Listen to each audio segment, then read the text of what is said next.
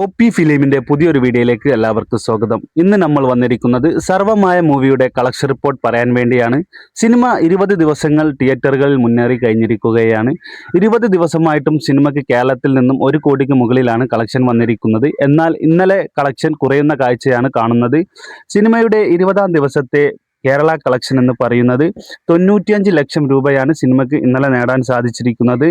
ഇതോടുകൂടി 20 ദിവസത്തെ total Kerala collection എന്ന് പറയുന്നത് 67 കോടി 95 ലക്ഷം രൂപ സിനിമയ്ക്ക് കേരളത്തിൽ നിന്നും മാത്രമായി നേടാൻ സാധിച്ചിരിക്കുന്നു. സിനിമ ഗംഭീരമായ കളക്ഷനാണ് കേരളത്തിൽ നിന്നും നേടിക്കൊണ്ടിരിക്കുന്നത്.